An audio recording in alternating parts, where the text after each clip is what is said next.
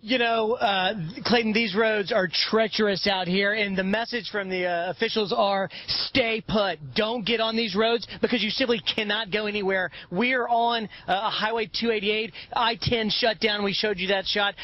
45 shut down. We're trying to get to the southeastern part of Houston, which is absolutely being besieged by flooding. That is where hundreds of rescues are going on. Harris County Sheriff Ed Gonzalez tweeting just minutes ago, seeing many rescues for South Bell, Pasadena, Gulf Freeway. Difficult to get to everyone right away. Hang tight. There is a sense of desperation here this morning, and as you see, we are having trouble navigating. We tried to get off into some of the residential areas to avoid the highway closures because, as we pointed out yesterday, the low-lying underpasses is what shuts things down, and we nearly got this vehicle stuck at least 3 times. The water coming up over our running boards, and we're in a full-size large SUV.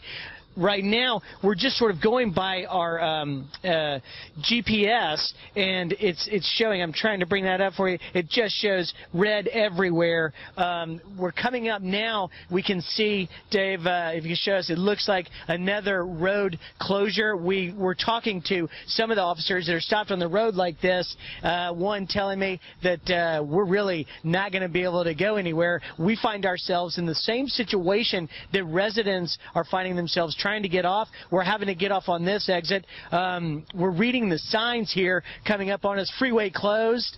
Let's see. High water, all lanes closed. This city is becoming paralyzed, and the flash flood warning on my phone that just blew up moments ago before we got on the air here is telling us that this is going to last at least until 5 p.m. with forecasters saying we are in for several days of this. This Highway 288 looks literally like a river down here as we continue to work our way to the southeastern part of Houston. For any of our viewers that are in the southeastern part of Houston, you simply have to stay inside, and our emergency services that we're listening to on Twitter and talking to the police that we just talked to are saying that their guys are overwhelmed. They're absolutely trying to respond to everyone, and they simply can't do it.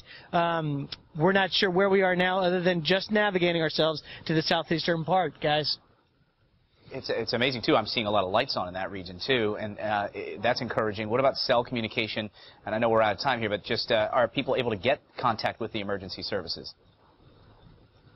That's a great question. You know, so far, the communication has been good, and in listening really to just the radio, AM radio guys that go around the clock, we hear that the power outages have not been severe, but that's yet.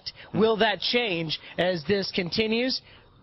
One would think we probably will. You can see here, by the way, we're just hitting water. And as we hit this and you see the water popping up around us, you just don't know because it's dark out here. And the chance that we get stuck in 3 feet of water is how it happens very, very quickly out here. But, yeah, to answer your question, the power seems to be in. Communication so far has been strong. And certainly a bad situation will only become worse if that changes.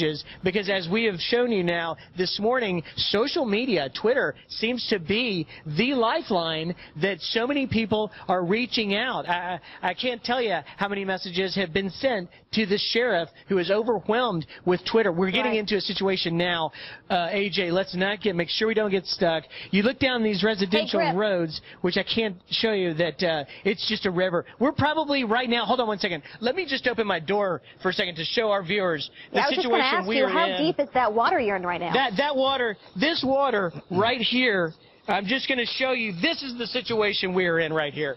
This is the situation. I am literally swimming right here in what this is. It's probably a few inches from our vehicle. I tell you what, we're going to back out of this situation right now before our vehicle becomes stranded. This is what is happening to emergency vehicles as well in the city. These are rescue vehicles that are designed specifically for this purpose. We're hearing about them getting stuck all over the southeastern part, Pasadena, Gulf Freeway area of Houston. And this is becoming a bad situation. Hey, Griff, please be safe.